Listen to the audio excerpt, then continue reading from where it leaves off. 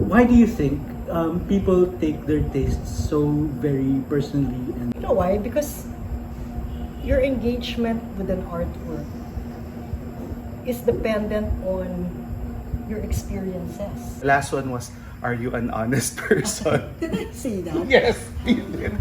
Not a lot of people will see a good idea for what it is worth.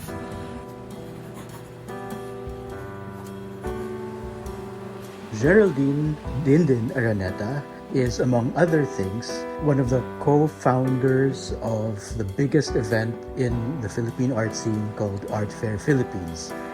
And this is her being sexy in Esquire magazine.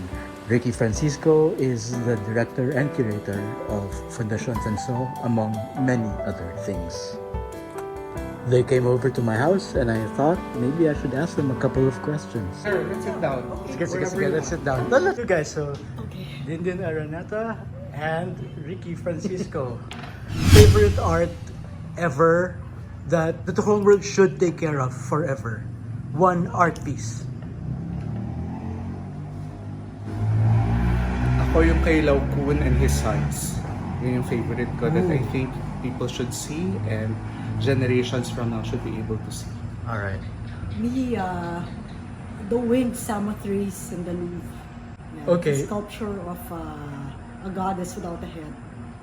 Then it's Oh, that one. yeah, that's actually the one that made me decide to work for museum. Okay, just because I couldn't let it go. Why?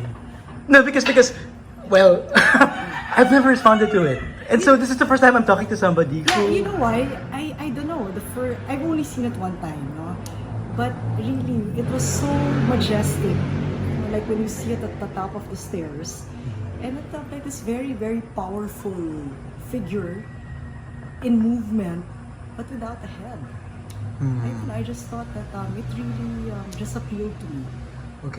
What's one thing that any young person who wants to enter the art world should know before they even try? You should know yourself so much that people cannot hurt you with their opinions. But at that age, Ricky, I do you don't think they- that's possible, but at least they should know that people will be hurtful at times, but at the end of the day, if they believe in something that is innate in them and that's super sincere, they should fight for it. I'm just going to quote Bobby Valenzuela. Art is about your ideas. That's it. So it's about the quality of your ideas. So if you want, your work has to be able to say something, right? Really to be able to distinguish your work from the work of another artist. Awesome. You guys are great teachers. Is there something about the Philippine art market that one could reasonably expect? I think one could reasonably expect that it is still, like culture, relational. So a lot of art doesn't necessarily need to be good, but if an artist and his art can be related to by a lot of people, it has a good chance of success. It doesn't need to be original. I'm sorry, I'm saying this, but it's true. That's brave to say. So it doesn't have to be original, but Yeah, but I think it's not just a matter of a good idea. Not a lot of people will see a good idea for what it is worth. But a lot of people will react through what they could relate to and who they could relate to.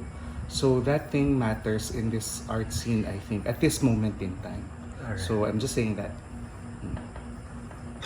Me, I don't know if it answers your questions, but if an artist, I suppose, becomes a brand, right, and that artist becomes so sought after, right? Let's say if you're maybe like thinking about somebody like Yayoi Kusama or Takashi Murakami, right? Then perhaps you can predict the success, right? Because not only are they making work, but they're also being invited by, like, let's say, designers to collaborate with, right? So maybe in that sense, if the artist becomes so well known, right, and is able to work across other forms successfully, commercially, then perhaps you can predict. Yeah.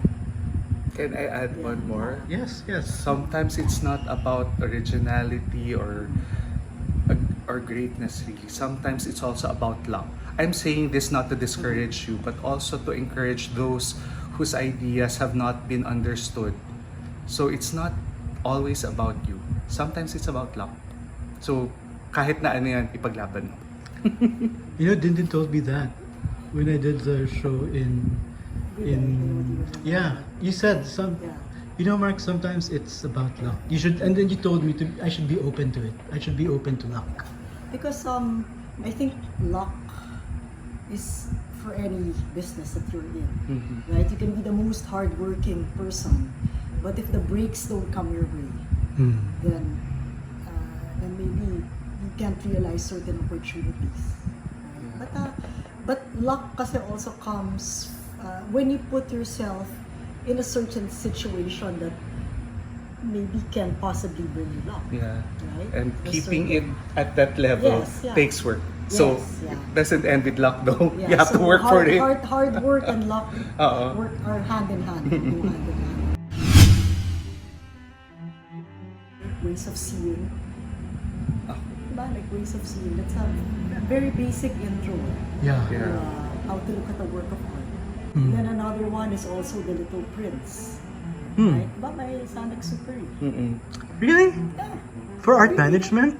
I'm not for arts management, but for understanding things, concepts, life, matter, right? And then, really, as an arts manager, if your mind is so much on the business management principles, you need to be able to pull back. And then, you know what? I haven't made them read it recently. I can't remember the title of the book. I have it at home. But it's really about developing ideas.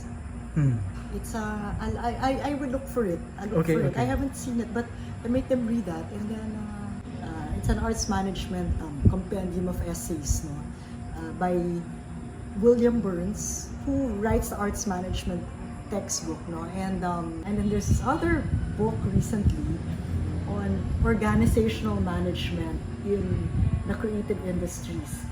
And I swear to God, that is spot on. Spot on in terms of like understanding the artistic process. Very, very, very spot on. So I've made my students read that. Because compared to 10 years ago, I felt like there were less books. But now there are books that actually are able to really document what is happening. Even if these are international textbooks. The Dindin started with The Little Prince, which is parang way off in a way. Yeah. But I do agree with her. I'd also say Little Prince, but I would also bring them to Herman Hesse's Siddhartha. Both for the human condition, both books for the human condition. Then probably I'll also ask them to read on sociology and anthropology, different theories from Weber to perhaps Camera Lucida. So there, and then I'd also ask them to read on creative industries. So from humanities to sociological, anthropological theories, up to management.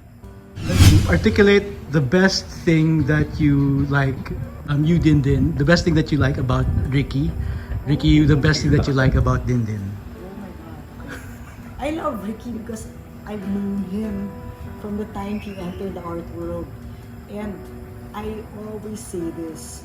I'm always so grateful to Ricky because of the painstaking effort and patience that he took to organize the Ayala Museum storage and to document and to do an inventory like 3 times. So for me, that is why I mean, of course, I love Ricky because of other reasons throughout the years. But the very, very first time I met Ricky, that is what happened between both of us. And I will never forget it. And I really, really appreciated that. So imagine like making sure, checking every single object in storage, making sure that it corresponds with the checklist and inventory provided by the finance office, packing all of that up, okay, moving it into storage. It was about what? As big as a cabinet? Remember that? And then unpacking all of those things up and moving it into storage. It's about maybe 1/3 of this room. And then checking all of that against the list that was provided. And then updating all of the records in the curatorial office. stories. That sounds like a version of hell. But that was his first job, and he didn't complain. But I knew inside his mind he was probably cursing me to death. No. But that's why I love Ricky. Okay, I will never, ever, ever forget the time that we spent together. That's why now if Ricky asks me for something, I can never say no to Ricky. Oh, you know si Dindin, what I love about Dindin is that Dindin took a chance on me. My first time that I met Dindin, she asked me for my reference because it was for a job, for that job of making the inventory at Ayala Museum. And there was a trick question in the several questions that she asked. The last one was, are you an honest person? Did I say that? Yes, you did. And I said like, is that a trick question? I really Just asked with you. options. I Yes, wanted to yes. pocket and Yeah, money so back, right? if I said yes, would that be patronizing and would that be constrained as you're a liar or something? But if I said no, then I'd be condemning myself. So I just said yes because that's what I thought I was. And then she never gave up on me. Like she really encouraged me from day to day, made sure that everything was being done. So she was demanding, but she was also very encouraging. At the end of the day, she never gave up. So I love you for Oh my that. God, because you also never gave up on that storage. Oh my God. Yeah, so all through these years, Dindin has always been encouraging and trying to give me more breaks. And I'm so glad that all through that years, naging mas malalim yung friendship Yes, natin. yeah. I think that's what it is. I mean, like, because there's no more like, it's like, you've given me breaks too, Yeah. right? So that's the great part about it. Yeah. And a lot of the times, we don't agree on things. Yes, yeah. But we respect each other's. other. Yeah, we do. Oh. Okay, I won't ask about what you've disagreed about Yeah. because this is a beautiful Yeah. note to end on. Thanks very much. But it's not, they're not like anything that are like so damaging. I mean, they're just like, Small things. yeah, like small things, like difference of opinions. Yes. About people. About yeah, art, about about good and people. bad art. Yeah, good and bad art, about people, diba? Yeah. Yeah, so we're good.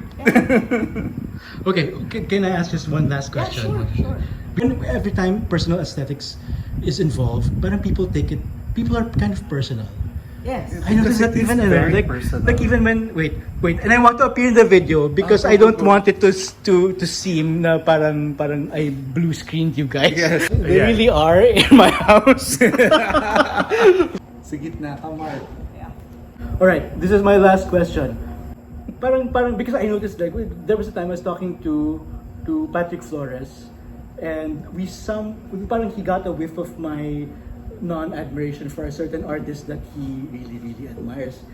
But and I noticed that parang it was almost parang if you don't like that artist, we can't be friends. That's that sort of thing. Not that he was like that. Not that he said. But it was very strong. Yeah, it was very strong. But why do you think people take their tastes so very personally and deeply? You know why? Because your engagement with an artwork is dependent on your experiences. Your values. Yeah, your values. What's Yeah. what's good, what's bad. And that's what you bring in when you read a work and decide whether you like that work or not, right? If it's a work that you can relate to or not. And I think at one level, no? And then second level, of course, visually, right? People have different tastes. Yes.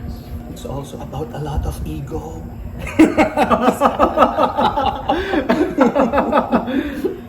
Yes. Yes. All right, I think we're good. Thanks very much for that. For those such substantial responses. Thanks very much. That was funny, Mark.